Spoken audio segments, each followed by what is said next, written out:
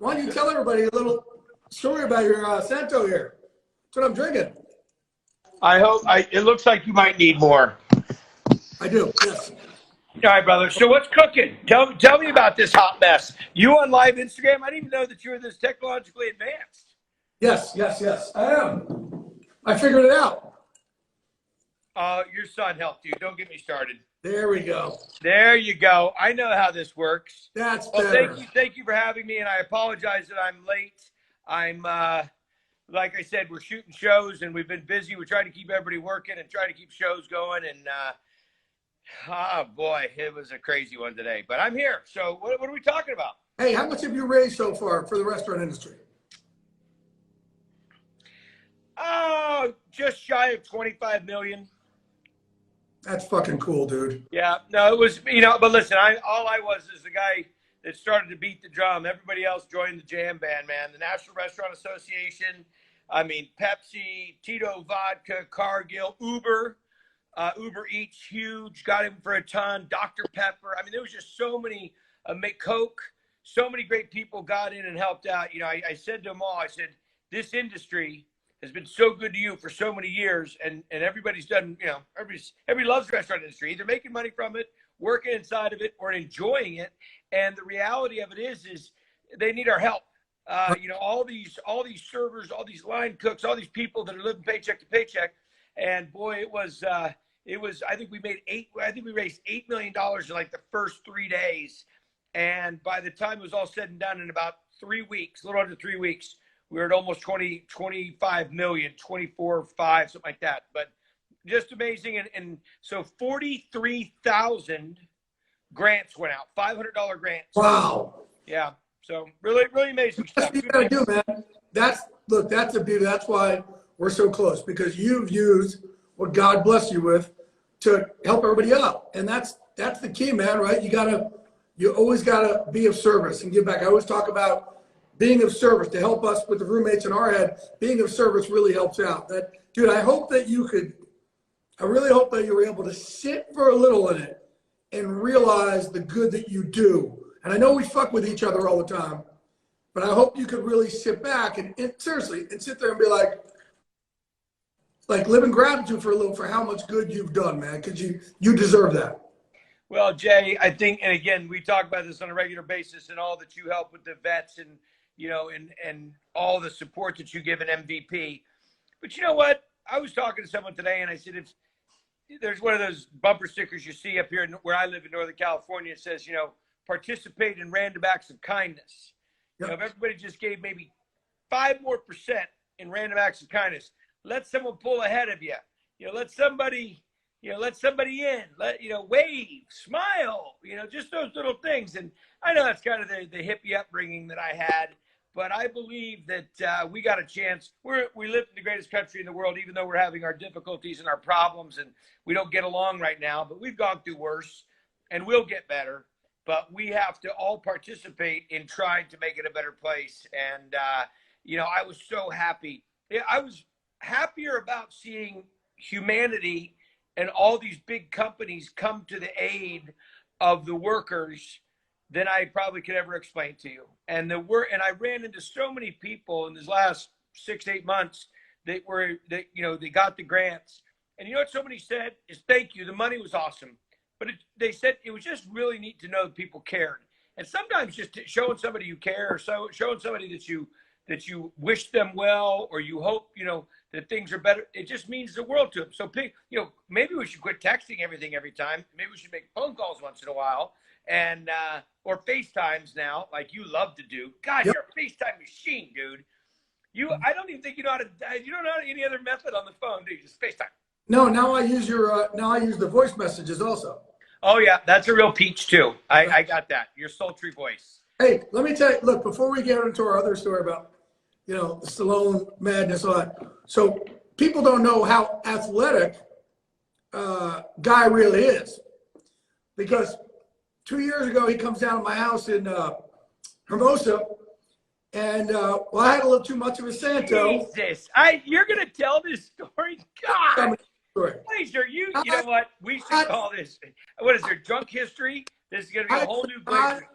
Remember the code to my house. So Mr. Cirque du Soleil over here, No, Jay, you don't remember the code to the front door, the back door, or the garage. I had a lot of Santo. Oh my God. So Guy goes and he ends up, tell him what you did. Tell him what you did. No, I don't want to tell him what I did. What do you mean I you want to can't tell believe me? you're telling him what I did. Why not? Fuck it. Hey, Guy scales he puts like 1 foot on the house here, 1 foot on the gate over here, scales all the way up to the second floor. And I'm thinking, this is a great idea. Kicks in the window and then jumps through on the second floor and lets us in my house. I can't believe, yeah, it was, but let me just tell you guys, so I'm standing on this fence about 15 feet in the air, this rickety wooden fence, holding onto the stucco building, and and it's a walkway. So from the fence to the house is this walkway that's got to be 4 feet at least. So I have to now step from the fence to the walkway. So Jay is standing on something with his feet in the air, making his two hands a platform that I'm going to step on his hands before I jump through this partially open window. No, that you was kicked the great. window in. That was the best idea we've had. You kicked the window in. What are you talking about? You kicked it in. Well, I forcefully helped it open. And at the time, we're like, it's a great idea. Nothing wrong could go here, right? It was like in Wolf of Wall Street. I can't believe I got home without a scratch. No doubt. So I'm just showing the world how talented you are. They don't know how talented you are. You could have been in trouble. You're going to get me in trouble. Or Cirque du Soleil. Full trouble. Yeah, no, it was a great night. I don't know how a grown man cannot remember any one of the three combinations to his house, but and Strahan and I have talked about this several times, and we want to have you tested for memory lapse and loss. I've been hitting the head a lot. It's pretty clear. Huh? I've been hitting the head a lot. It's pretty clear. That might be it. That might be our issue. I've been fighting and training for a long time. I never said I was a good fighter. Just that I do it. I'm a great target, though. Who do you got this weekend? Well, can I say this? I don't know if I'm going to get you in trouble. Well, I had this one friend that's really into football, like really has an inside track. And my wife happens to be a really big Patriots fan. So when Brady was leaving the Patriots, and I was hoping that he was going to go over to my Raiders, but that wasn't what's going to happen. And I was told very clearly that wasn't going to happen.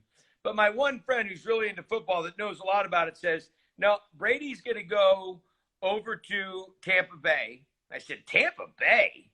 Now, Tampa Bay has the best infrastructure and the best resources that if he goes to Tampa Bay and does what he does, they're going to go to the Super Bowl. I said, there's no way in hell that is what's going to happen. Sure enough, this one buddy of mine really is clairvoyant, really must know his stuff, because there is no way in a million years. I should have put money on it that day. Damn, I kicked myself. Who's that friend?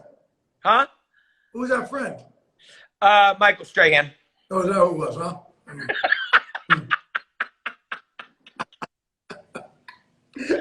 No, Jay, you had it, man. I couldn't believe that. You said that, and you said it to me like it was of course, if you burn the garlic in the pan, it's going to taste bitter. Yeah, of course, Brady's going to go to Tampa, and they're going to go to the Super Bowl. So anyhow, what do you want to have as a side with that sandwich? It was so matter of fact, but pretty amazing, dude. I'm trying to make you some money. I wish I would have bet. Right. Hey, you got a question? So do the authorities know you do this Instagram live thing? Oh, shit. By now, you would think. Who knows? I worry. Break down the door, lock my ass up, and end it for me already. Which one of the Instagram lives is this? How many have you done? I don't know, 8 or 9 or 10. Mm-hmm. You're an animal. You're an animal. I've had on you a guy named Dwayne Johnson, who I think he's going to make it. He's an up-and-coming actor. He's good work ethic, great heart, good kid. I think he's going to make it. Yeah, he's promising. He's promising. Kind of a big deal. I keep trying to tell him, just don't give up on your dreams, kid. David Spade was the first one. Spade is so funny, dude. I got great Spade stories. Oh, he's awesome. Rashad Evans was our second guest because he had to come on. He imitated his racist neighbor. That when, he first moved to his neighborhood, his neighbor was couldn't understand that there was a black guy who's moving in across the street. What do you do for a living? And then he's a cage fighter, and it's like a 90-year-old guy. And his imitation was great. He was fantastic. I should play clips of this or something. Oh, we got to make this. We got to bring this back around together. Kirstie Ennis, my girl from MVP with our amputee, she's climbed Everest and Kilimanjaro, and she's a gangster. Who do we have on that? Howie Long last week, talking about how he and Lyle Alzado took a cab to the Super Bowl, and they got stuck 3/4 of a mile out, and he had to pull Lyle out of the cab before Lyle murdered the cab driver. And I was like, were you worried that you weren't going to get to the game on time? He goes, no, we were worried about murder one charges. So you being a Raider fan, go back and watch it. I'll send it to you. It's unbelievable. I love it. No, Howie's one of my favorites. Such a great guy. And Troy Aikman the week before about how Jimmy Johnson left him after the NFC Championship game because he was taking too long with too many interviews. I heard that story before that he was taking, and Jimmy got on the bus and said, we're going. Mm-hmm. We're out. All right, so we usually go back and forth on questions. What do you got for me? How far was it?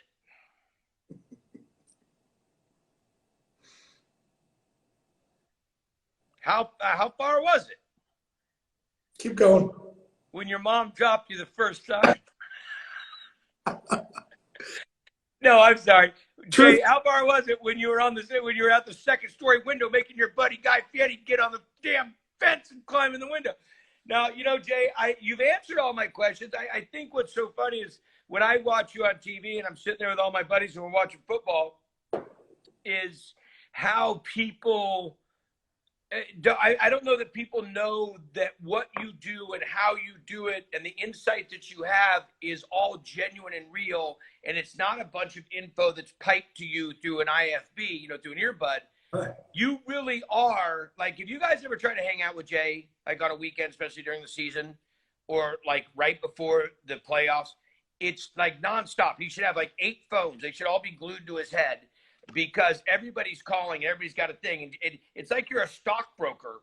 And I really don't think, and I tell people all the time, you're right in the mix of it, man. And it's amazing what you know and the influence you have and the connections you've made. And I love because I know when you talk about it, it's not something that you read about in the paper earlier today, and it's just something that's being regurgitated. It's you're saying it, and then the papers are picking up on it in the latter part of the afternoon and running it tomorrow. So it's impressive, man. I didn't know that it was all as amazing as you make it look. And by the way, every time Jay calls you for an invite, you don't want to miss it because you don't know who's. I remember one time I was sitting in Beverly Hills. I was filming a commercial or doing something. He goes, "Where are you?" And I said, "I'm in Beverly Hills." He goes, "Okay, good. Come down here right now." I said, "Well, no, I'm going to film a commercial." And he's like, "Okay, well, tell him you're going to be late. Come down here right now." And I'm like, oh, God. All right, Glazer, I got 1 hour. Okay. So I go shooting down there. I'm walking in, and it's Stallone. So it's Stallone and a bunch of his posse sitting there at a table or some Italian restaurant.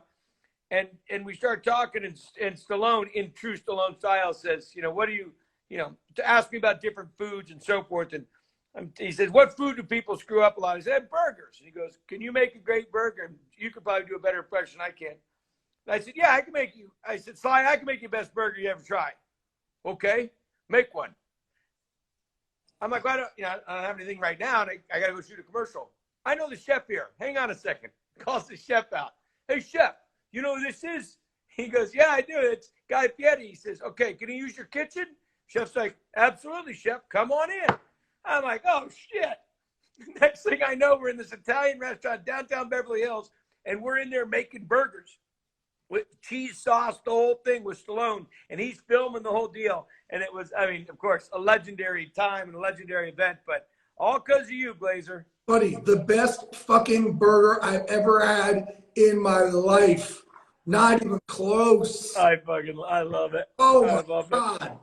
We were like, oh my. So people just know you because they're like, hey, they think he's great on TV. Fuck no, this dude is an amazing chef.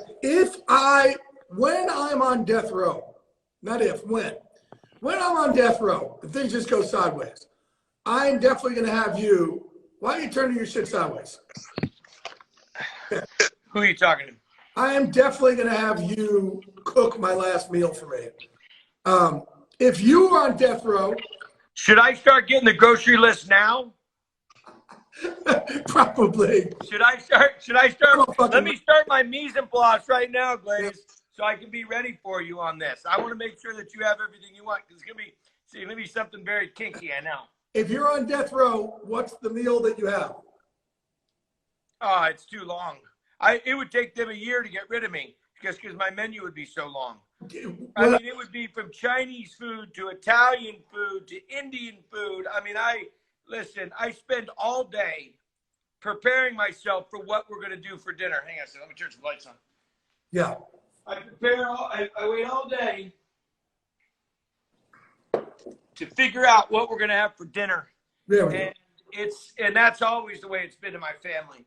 So I think it would probably be, like I said, Asian, Italian, Mexican, Indian, Japanese. Yeah, it'd be good. I'd be like 6 months. It would take me 6 months to finish my one food where, man, this is it. Like, I would have that cheeseburger you got me, no doubt, but a double. Okay, is there one food? I would say I'd always have to revert back to Italian food. You know, I was just doing a cooking show. I was just doing one of my cooking shows today, and made saltimbocca and matriciana, and you know, I would say Italian. You know, because that's what I know so well. That's what I was raised making, and it's so comforting to me. Really good I mean, I don't get to eat a lot of pasta like it was back in the day, but really good pasta. You know, just really simple food, but perfectly prepared. Quality ingredients is the key. I think that's probably what it would be. But I don't know. Ask me tomorrow, and I could say Thai food in a heartbeat. Well, you know how we could solve this? Let's just have you go out and do a bunch of crimes and get you on death row. There you go. There you go. Well, I almost had breaking and entering in Manhattan Beach not too long ago. Oh, because Lord knows if the popo would have rolled up, you would have boogied, Glaze. I would have been standing there on the fence. Hi. No. It's my friend's place. I have brothers. Hands behind my back on the ground. Okay, I know this part. And I would have said, I don't know who the fuck this guy is. Yeah, what is it? That guy looks like an imposter from that TV guy. Or if you fell, I would have been brought up on murder one charges, hence the death row meal. And you're no, Jay. If I had fallen off that fence, the only one that would have been dying is you, because that's a lot coming down on you, pal. Think I would have caught your ass? I'd be like, yeah, I know. It'd be like, what time is it? Oh. We gotta have Strahan. We gotta have Strahan on this next time we have this shit show. Yeah, no shit. Well, we had our little cigar Zoom early on. We have to do that again, no doubt. Oh, somebody just wrote 4 kegs on here. You ever been to 4 kegs in Las Vegas? No. What is that? Well, so when we first started Diners, Drive-Ins, and Dives, you know, the first time we did it, we were going like, well, where should we go? You know, and I said, well, I got a couple places. You know, that's how the show really started. And so 4 kegs there used to be one by UNLV where I went to college. And then there still is one now over on like Jones and 95. It's in Las Vegas, and they make the best stromboli. And my buddy Mario's got this joint. Now, he's become a good friend of mine, and I didn't know him before. And we shot Triple D there. And if you've never been there, I'm talking about an OG Triple D joint of joints. Next time we go to Vegas, dude, we got to shoot over there. And the strombolis are boom. As a matter of fact, when people come to Vegas to visit, they'll bring me like 10 strombolis. I'll freeze them and keep them here. Even frozen, warmed up, they're dynamite. Done or than done. You'll love it, bro. Yeah, You'll love it. Love it. And that, you know, you don't call me enough on the great place to eat. I think everybody needs to know that you're really secretively sitting there just eating tofu and miso soup and salad. Well, we went down to South Beach Food and Wine Festival, and you took me to a Chinese restaurant. I'm like, what the fuck? And it ended up being, oh my Remember God. that? Black Brick, Richard Hale's restaurant in Miami, the bomb. Oh man, what a good dude he is. Wow. Yeah, no, that's. I mean, we've been on Triple D. We've been to over 1,500 locations, and it's been amazing. You know, it's really. I when I first started the show, I told people, I'll do this for a couple of years. There's no way it's gonna last that long. It can't be that many places. And then, of course, once we started doing it, I'm like, wait a second, this is never going to end. There are these fantastic places all over the country. This is going to go on for quite a while, and it will. We just did our 400th show, 450th show. I mean, it's going to be good. I'll be doing this thing in a walker, Jay, just like you. I can see you up Next there, year. Fox Sports. You know, Jay, are you there? I'm going to have an IFB in one ear and a hearing aid in the other. Good stuff, man. Before we let you go, let's tell everybody again. We're just going to give. What was your reaction last year? So, but people now, I mean, I think everybody knows the story, right? Stallone calls me, and Slide been training with us in Unbreakable, and we became friends, which is pretty fucking cool for an ab, Rocky and Rambo, and he calls me up and he's like, any chance your friend Guy in town? And I said, actually, I'm going to do dinner with him tonight with Batista and Strahan and all these people. And he says, well, my daughters don't give a shit about Rocky and Rambo, but they love Diners and Drivers and Dot. Any chance you can get them to come over and just meet them? And I'm like, come over and meet them. Like, I remember before he'd also told me he bought this $25,000 grill and he's going to get a grill master. And I'm like, why? Let's just call Guy Fieri. And he's like, really? You think he'd do that? And I'm like, yeah, dude, you're Rocky. Right? So when I call you last year, and I'm like, hey, bro, first thing I say is, tell me you love me, right? And you're like, why do I love you? Tell me you love me. And then I explain the story. Rocky wants to come over and cook and bam. And what's your reaction? Well, one, if I hadn't met Stallone already at the Beverly Hills restaurant, I thought you're full of shit. Two, you legitimize it telling me that Michael's going to be there. So I'm like, okay, this is somewhat, I'm not going to end up in a van going to Tijuana with you. So we arrived, it's right before Christmas. We arrived, and all I remember is Stallone's got these ornaments in his front. Wait, what's your reaction when I first called you and tell you, like, are you, like, because I think I don't remember it probably as good as you do because I'm still tripping on the entire situation. I was in the middle of shooting, as I always am. I was in the middle of working, and you asked, and I said, well, if I'm coming over, I mean, are you really serious? Oh, you tell me. I don't know what the fuck I said. You said, well, find out how many people are there. I'll oh, okay, that part. That's what I was getting ready to say. I said, well, I'm going to cook. My sous chef. Remember what he said? Yeah, he said, no, I'm getting sandwiches. I said, well, I'm not coming over. I mean, if I'm getting invited, I'm cooking. I'm not coming over and eating sandwiches from, wherever. So he said, well. No, I'm getting cold cuts. Wait, you muted. No, you don't have to cook. I said, well, I'm cooking. If I'm coming, I'm cooking. So I was just coming off the show, Tournament of Champions. Wait, you said to me, find out who the guest list is.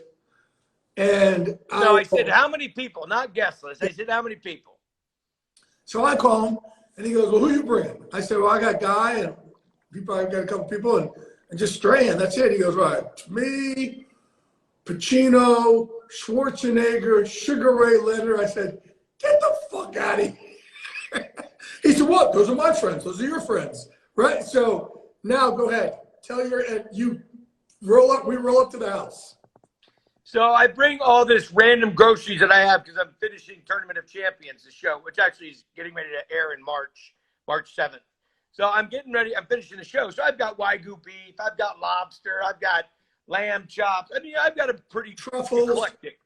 Truffles. I got an eclectic selection. So I come rolling in, and next thing I know, I'm cooking and everything's good. And someone taps me on the shoulder. I don't know who's there. Taps me on the shoulder. Says, "Excuse me, chef." I said, "Yes." He said, "Do you think we could get a picture? My family's a big fan." "Yes, champ, Sugar Ray Leonard. I think we'll be able to figure that out, how we're going to do that. I think, yeah, maybe that could, God. I look at Jay, I go, what is going on?" He goes, "Dude, you have no idea who's coming." I'm like, "Dude, that's Sugar Ray Leonard. I don't know that I'm going to have another." He goes, "This is going to, just stay in the kitchen and keep cooking because you're going to lose your mind." And one after another, it was, but I'll tell you something. Meeting Al Pacino, and I love all the movies, and such a gracious, but that's, that was the most important part. Meeting Sly and finding out he's the real deal. Had interacted, known Schwarzenegger for a long time, another wonderful guy. And everybody that was there was so cool. But when Al Pacino walked in, and I don't know if you saw the video because Stallone posted it, my wife could pick it apart and say, "Oh my God, look at you just losing your shit right now." Because I'm trying to keep it so cool. Hello, I'm trying to wipe my hand off because I got food all over. Yes, how? And Stallone's like, "Two legends." I'm like, "What? The cook and the king." It was awesome, man. We had such a great time. I still appreciate you putting that together.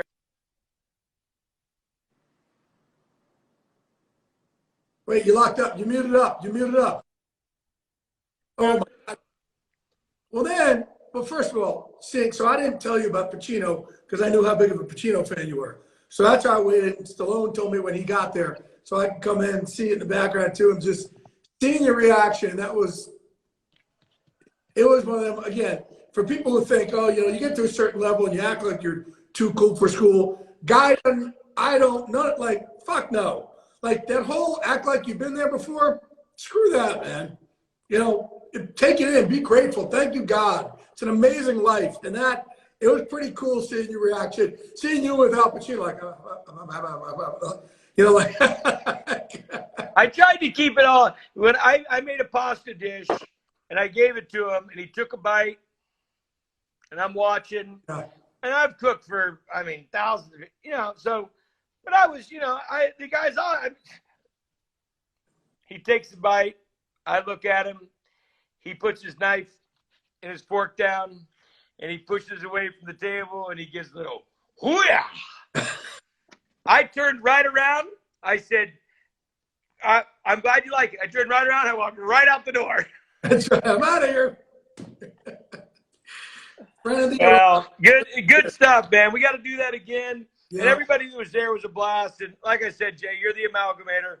You bring all kinds of crazy people together and make good times happen. And, what you see is what you get. You are as legit of a friend as we can find. And appreciate you always dragging me into this shit and sticking me up on high fences and make me break. I don't even know that was your house we broke into. I think that's just some random house you had me get in. Could have been. Who knows? Rental. Yeah. Just act like we own it. Out of your Santo, I don't know. I'm going to let you get back and go to film, buddy. I appreciate you and I love you. You're the best. Tell me when we're doing this again. Done than done. I'll make sure you're 20 minutes late again. Love you. Say one little jab before I leave, right? Just the bell just rang and you still just take a little shot. That's good. That's what I love about you, buddy. I love you, buddy. Be good, bro.